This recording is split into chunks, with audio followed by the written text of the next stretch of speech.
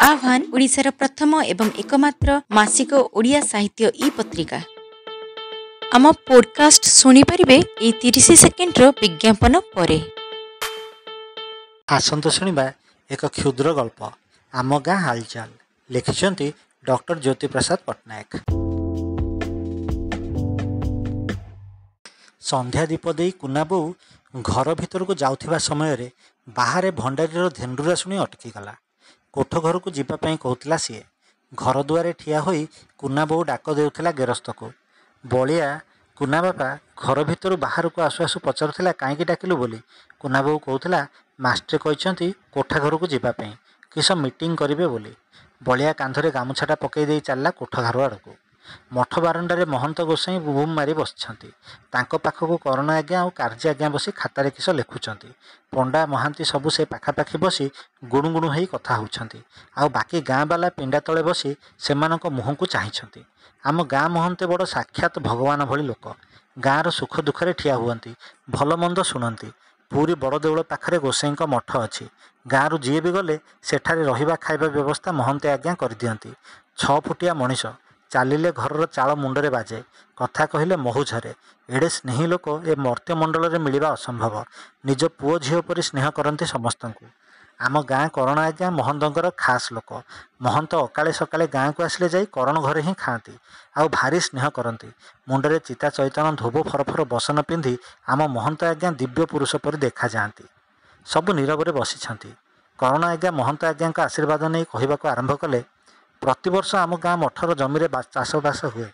जहाँ धान आदाय होउथिला सेथिरु किछि भोगरागरे लागुथिला, आउ किछि बिकाबिकी करी कोठ घर नारे बैंक रे रहुथिला। सेही टंकारु भाग बाहर करी गाँ रे नाट जानी यात्रा जहाँ हुए। सबु वर्षर कथा नियारा थिला। ए वर्ष किंतु असुविधा हो जाइछि। गाँ लोक माने गुणुगुण होई कहउथिले हबनी केमिति, वर्षा तो नाई, धान आसिबो कुआडू। करण आज्ञा कहले ए वर्ष वृष्टिपात कम होइथिला, तेणु बिलरू जहाँ धान आसवा कथा तार अधा भी आसलानी। इआडे दरदाम वृद्धि जोगु खर्च बढ़ीगलानी। हरिया तेली दोकानरू कोठ पाई जिनिस आसुथिला, एबे सीए बाकी देई परिबोनी बोली कहिदेलानी। सीए बा कौन करिबो, महंगा हेले समस्ते कोठ भोगिबे। तेणु महंत आज्ञा आम समस्तक कथा चिंता करने उद्देश्य रे ए बैठक डकाइछंती। जी जहाँ कहवाक चाहुछ जणे जणे हेई कुह। समवेत गाँ बालांक मध्यरे चापा गुंजरण खेलीगला। ये ताकू सीए ताकू देखा देखी हेले सिना किए जने ठिया हला परी देखागलानी।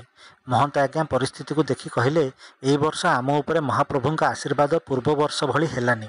एथिपाई आमे ही दायी। आमे केवल निज स्वार्थ देखिले सिना समूह स्वार्थ देखिबा मना करदेले।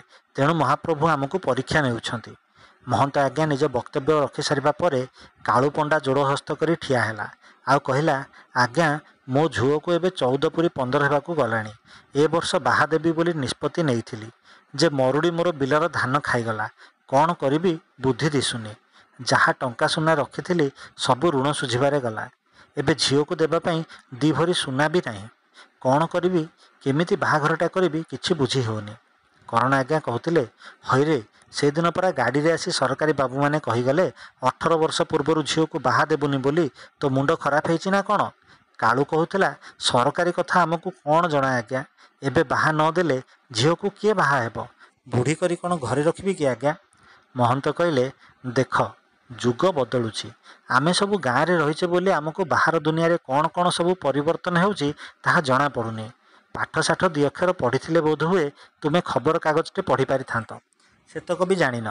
सरकार कौन निज भल पाई कहउचंती, आम भल पाई ही कहउचंती। झिओ को 18 वर्ष नहेले विवाह देबा अनुचित। ताकू भल भाबरे बड़ हेबाकू दे। से घर संसार कथा बुझिबा भली बयस हेउ तापरे बाहा करिबुनी। कालू पंडा थतमत होई रहीगला। महंत आज्ञा कथा को केमिति काटिबो। से बसी पड़िबा परे जणे जणे करी सबु निज दुख बखाणी बसले। अंधार हेई राति हेलानी। गाँ रे 7:30 हेले सबु खाई पी सोई जाती। महंत आज्ञा कहले ए वर्षर मरुड़ी परिस्थिति को देखि मु सरकार को कहिछि आम गाँ पई किछि व्यवस्था करिवे। बीडीओ आज्ञा आसी गाँ रे क्षय क्षतिर आकलन करी सरकारी अनुदान जोगाई देबे बोली मध्य कहिसंती। महंतक कथा शुणी लोक माने खुशी होईगले। महंते कहले सबु वर्ष भली ए वर्ष आम गाँर केतेक पर्वपर्वाणी को बहुत खर्च करी करिबा नाही। एहा फल आम कोठ घर ना रे बैंक रे किछि टंका रही पारिबो। एहा शुणी किछि टोका टाकलियाक मन आंबिळा होईगला। नाट यात्रा करिबानी କିଏ କିଏ ଗୁଣୁଗୁଣୁ ହେବା ଆରମ୍ଭ କରିଦେଇଥିଲେ। ସେ ଯାହା ହଉ ରାତି 9ଟା ବେଳକୁ ସଭା ଭାଙ୍ଗିଲା। ଯିଏ ଯାହା ଘରକୁ ଗଲେ। ସକାଳୁ ସକାଳୁ ମହନ୍ତେ ଆଜ୍ଞା ଚପଳା ଅତୀତରେ ପୁରୀ ଶ୍ରୀମନ୍ଦିର ଜଗନ୍ନାଥ ମନ୍ଦିର ଅନୁଷ୍ଠାନ ଦ୍ୱାରା ପରିଚାଳିତ ବସ୍ ସେବାରେ ବସି ପୁରୀ ଚାଲିଗଲେ।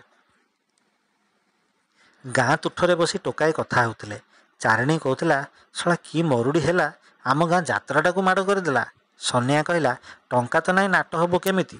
ଗାଁ ମାଷ୍ଟ୍ରେ ଏହି ସମୟରେ ପୋଖରୀରୁ ଗାଧେଇ ବାହାରୁଥିଲେ।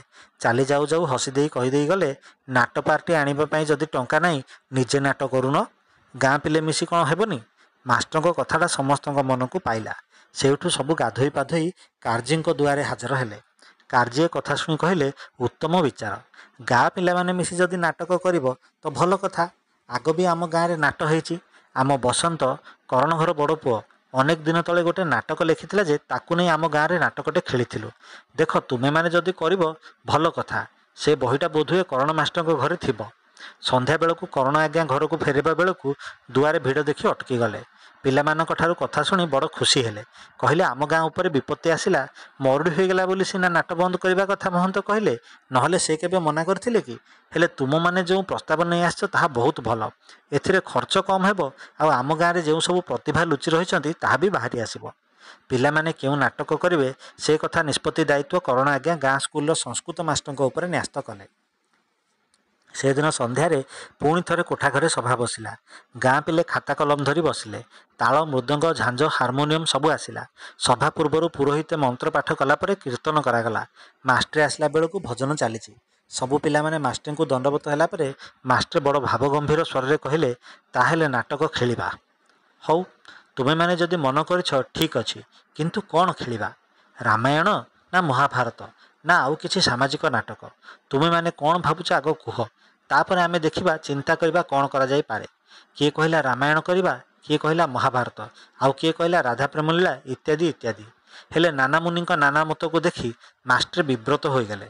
ସେ ସମସ୍ତଙ୍କୁ ନୀରବ ରହିବାକୁ ନିର୍ଦ୍ଦେଶ ଦେଇ କହିଲେ, ଏଥର ଗୋଟିଏ ସାମାଜିକ ନାଟକ ଖେଳାଯିବ। ନାଟକର ନାଁ ମୋ ଶଙ୍ଖା ସିନ୍ଦୁର ଫେରାଇ ଦେ। ନାଟକର ନାଁ ଶୁଣି ଏଥିରେ ବହୁତ ରୋମାଞ୍ଚକର ଦୃଶ୍ୟ ସହିତ ସାମାଜିକ ପରିସ୍ଥିତି ଆଦି ଥିବ ବୋଲି ଜାଣିବାରେ ସନ୍ଦେହ ନଥିଲା। ମାଷ୍ଟ୍ରେ ଜଣ ଜଣ କରି ସମସ୍ତଙ୍କୁ ପୁଣି ଥରେ ପଚାରିଦେଲେ। ସମସ୍ତେ ହଁ ଭରିଲେ। ଏବେ ବହି ଅଣାଗଲା। ମାଷ୍ଟ୍ରେଙ୍କ ବହି ବ୍ୟାଗରୁ ସେ ବହି ବାହାର କଲେ। ତାକୁ ଖଟୁଳି ଉପରେ ରଖାଗଲା, ଆଉ ନଡ଼ିଆ ବାଡ଼େଇ ଧୂପଦୀପ ଦିଆଗଲା। ବାସ୍, ତାପରେ ଆସିଲା ଚରିତ୍ର ଚୟନ ପ୍ରକ୍ରିୟା। ଅଧରାତି ହେଲାଣି, ପିଲାମାନେ କୋଠ ଘରୁ ବାହାରୁ ନାହାନ୍ତି। ତେଣେ ଗାଁରେ ଚାଟି କବାଟ ପଡ଼ିଗଲାଣି। ସବୁ ଠିକ୍ କରିବା କ'ଣ ଏତେ ସହଜ କଥା? ସବୁ ଚରିତ୍ରକୁ ସଠିକ୍ ଯୋଗ୍ୟତା ସମ୍ପନ୍ନ କଳାକାର ମିଳିବା ସମ୍ଭବ ହେବା ବି କଠିନ। ସେ ଯାହା ହେଉ ପ୍ରାୟ ସବୁ ଚରିତ୍ର ଠିକ୍ ହୋଇଗଲା। ଶେଷରେ ହିରୋଇନ୍ ପାଇଁ ସମୟ ଆସିଲା। ମାଷ୍ଟ୍ରେ କହିଲେ, ବ୍ରହ୍ମପୁରରୁ ହିରୋଇନ୍ ଆଣିବା। ଡ୍ରାମା ଆଉ ନାଟକରେ ସେ କାମ କରନ୍ତି, ତେଣୁ ସେ ଭଲ ହେବ। ସବୁ ନୀରବ ଥିବା ସମୟରେ ନାରଣ କହିଲା, ହେଇପାରିବନି। ମୁଁ ଥାଉ ଥାଉ ହିରୋଇନ୍ ଆଣିବ? ହେବନି। ସବୁ ବର୍ଷ ଯାତ୍ରା ବେଳକୁ ମୁଁ ଝିଅ ବେଶ ପଡ଼ୁଛି, ତେଣୁ ହିରୋଇନ୍ ମୁଁ ହିଁ ହେବି। କଥା ଅସ୍ୱାଭାବିକ ନଥିଲା, କାରଣ ଆଗରୁ ବି ଯେବେ ଯେବେ ଗାଁରେ ନାଟକ ହୋଇଥିଲା ସେ ସବୁ ସମୟରେ ପୁରୁଷମାନେ ହିଁ ନାରୀର ଭୂମିକା ଅଭିନୟ କରିଥିଲେ। ହେଲେ ଏବର କଥା ନିଆରା। ଏବେ ହିରୋଇନ୍ ମିଳୁଛି, ତେଣୁ କଦବା କ୍ୱଚିତ୍ କେଉଁ କେଉଁ ସ୍ଥାନରେ ପୁରୁଷମାନେ ନାରୀ ହେଉଛନ୍ତି। ମାଷ୍ଟ୍ରେ କହିଲେ, ଝିଅ ପିଲାଟା ଆଣିଲେ ସୁନ୍ଦର ଲାଗିବ ନା? ସବୁ ଯୁବକମାନେ ହଁ ଭରିଲେ। ହେଲେ ବିଶୁ କହିଲା, ନାରଣ ଯଦି କହୁଛି ତାକୁ ଅଭିନୟ କରିବା ପାଇଁ ମଉକା ଦିଆଯାଉ। ଦେଖ, ଯଦି ସେ ଭଲ କରିବ ବୋଇଲେ ତାକୁ ଡାକିବା ଦରକାର ନାହିଁ। ଅଗତ୍ୟା ମାଷ୍ଟ୍ରେ କହିଲେ, ହଉ, ଯଦି ସେ ଏତେ ଜିଦ୍ ଧରୁଛି ତାକୁ ମଉକା ଦେଇ ଦେଖିବା। ଅଧଘଣ୍ଟା ଧରି ମାଷ୍ଟ୍ରେ ନାରଣକୁ ଯାହା ସବୁ କହିଲେ ସେ ନିଖୁଣ ଅଭିନୟ କରି ଦେଖାଇଦେଲା। ବାସ୍, ଘୋଷଣା ହୋଇଗଲା, ନାରଣ ହିଁ ନାରୀ ଅଭିନୟ କରିବ। ଢେର ରାତିରେ ସବୁ ନିଜ ନିଜ ଘରକୁ ଫେରିଲେ। ପରଦିନ ମାଷ୍ଟ୍ରେ ସ୍କୁଲ ପିଲାଙ୍କୁ ଦେଇ ବହିର ବିଭିନ୍ନ ପୃଷ୍ଠାକୁ ନକଲ କରାଇ ନେଲେ। ଆଉ ସନ୍ଧ୍ୟା ବେଳକୁ ରିହାର୍ସଲ ଆରମ୍ଭ ହେଲା। ମାଷ୍ଟ୍ରେ ଯେମିତି ଯେମିତି ବତେଇଲେ ପିଲେ ସେମିତି ନାଟରେ ମାତିଲେ। ନାଟକରେ ସବୁ ଏମିତି ମାତିଗଲେ ଯେ ଦିନ ନାହିଁ ରାତି ନାହିଁ, ଗାଁ ଦାଣ୍ଡ, ପୋଖରୀ ହୁଡ଼ା, ବିଲ ମାଟି ସବୁଠି ଖାଲି ନାଟକର ଡାଇଲଗ ଶୁଣିବାକୁ ମିଳିଲା। ଗାଈ ଚରାଇବାକୁ ନେବାକୁ ଆସିଥିଲା କୁଶଗୌଡ଼ ଗୁହାଳ ବାହାରେ ଥାଇ କହୁଥିଲା, ତୁମେ ମୋ ମନ କଥା ବୁଝିଲ ନାହିଁ। ବୁଝିଥିଲେ ସେମିତି ନୀରବରେ ଠିଆ ହୋଇନଥାନ୍ତ। ବାହ୍ମୁଣ ଘର ବୁଢ଼ୀ ଭାବିଲା କୁଶଟା ପାଗଳ ହୋଇଯାଇଛି ବୋଲି। ଅପରାହ୍ନରେ ବିଲ ରାସ୍ତାରେ ଯାଉଥିବା ପାଖ ଗାଁର ପିଲାଟେ ହଠାତ୍ ଉଚ୍ଚ ସ୍ୱରରେ କିଏ ଜଣେ ବିକଟାଳ ରଡ଼ି ଦେଇ ହସିବା ଶୁଣି ଚମକି ପଡ଼ିଲା। ଫେରି ଚାହିଁଲା ତ ବିଲରେ ବଳଦ ହଳକୁ ଧରି ଚାଷ କରୁ କରୁ ବିକ୍ରମ କହୁଥିଲା, ଆଉ ତୁ କ'ଣ ଭାବିଛୁ ସବୁ ପୁଣ୍ୟଧର୍ମ ତୁ ନେଇଯିବୁ? ହା ହା ହା। ସେ ପିଲା ଡରରେ ଦୌଡ଼ି ପଳାଇଲା। 15 ଦିନ ହେଲା ରିହାର୍ସଲ ଚାଲିଛି। କାର୍ଯ୍ୟକରଣ ମଝିରେ ମଝିରେ ଆସି ଦେଖି ଯାଉଛନ୍ତି। ଚିତ୍ରାଳୟକୁ ଖବର ଦିଆଗଲା। ସେମାନେ ଆସି ମଞ୍ଚ ସଜାରେ ଲାଗିଗଲେ। ମାଘ ପୂର୍ଣ୍ଣିମା ଆସିଲା। ଆଜି ଗାଁ ଦାଣ୍ଡରେ ନାଟକ ହେବ। ଆଖପାଖ 10-12 ଖଣ୍ଡ ଗାଁ ଲୋକ ନାଟ ଦେଖିବା ପାଇଁ ଆସି ହାଜର ହୋଇଛନ୍ତି। ଦ୍ୱିପହର ବେଳକୁ ଠାକୁର ଗାଁରେ ବୁଲିଲେ। ଗାଁ ଦାଣ୍ଡରେ ଭଳିକି ଭଳି ଦୋକାନ ବଜାରର ପସରା ମିଳିଲା। ସନ୍ଧ୍ୟା ହେଉ ହେଉ ନାଟକ ଆରମ୍ଭ ହେବାର ସମସ୍ତ ଆୟୋଜନ ହୋଇଗଲା। ରାତି ଅଧା ପର୍ଯ୍ୟନ୍ତ ନାଟକ ଚାଲିଲା। ନାରଣର କାନ୍ଦ ଦେଖି ଗାଁ ମାଇପେ କାନ୍ଦି ପକାଇଲେ। ବିକ୍ରମର ବିକଟାଳ ହସ ଶୁଣି ଶୋଇଯାଇଥିବା ଦର୍ଶକମାନେ ଚମକି କରି ଉଠି ପଡ଼ିଲେ। ମହନ୍ତ ଆଜ୍ଞା କରଣ ଘର ପିଣ୍ଡାରେ ଚୌକି ଉପରେ ବସି ମୁରୁକି ମୁରୁକି ହସୁଥାନ୍ତି। ମହନ୍ତଙ୍କ ସାମ୍ନାରେ ନାଟକରେ ଅଭିନୟ କରୁଥିବା ଅଭିନେତାମାନେ ଯଥେଷ୍ଟ ଚେଷ୍ଟା କରୁଥାନ୍ତି ନିଜ ନିଜ ଅଭିନୟକୁ ନିଖୁଣ କରିବା ପାଇଁ। ନାରାୟଣର ଅଭିନୟରେ ଖୁସି ହୋଇ ଅନେକ ଦର୍ଶକ ପୁରସ୍କାର ବି ଦେଉଥାନ୍ତି। ବାରମ୍ବାର ନାଟକକୁ ବନ୍ଦ କରି ପୁରସ୍କାର ଘୋଷଣା ହେଉଥାଏ। ସକାଳ ପହର ହେବାକୁ ଆସିଲା। ପୂର୍ବ ଆକାଶରେ ନାଲିମା ଦେଖାଦେଲା ବେଳକୁ ନାଟକର ପରିସମାପ୍ତି ହୋଇଗଲା। ଗାଁ ଲୋକଙ୍କ ଦ୍ୱାରା ହୋଇଥିବା ନାଟକ ସମସ୍ତଙ୍କୁ ଭଲ ଲାଗିଥିଲା। ଅର୍ଥାଭାବ ଯୋଗୁଁ ବାହାର ଗାଁରୁ ନାଟକ ଅଣା ନ ହୋଇଥିବା ସତ୍ତ୍ୱେ ଗାଁ ନାଟ ଯେ କୌଣସି ଗୁଣରେ କମ୍ ନଥିଲା ଏହା ସମସ୍ତେ କହୁଥିଲେ।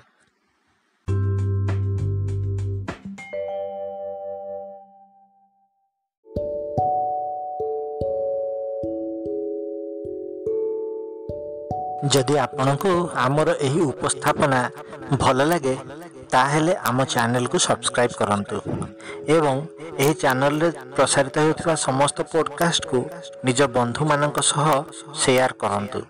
ଧନ୍ୟବାଦ।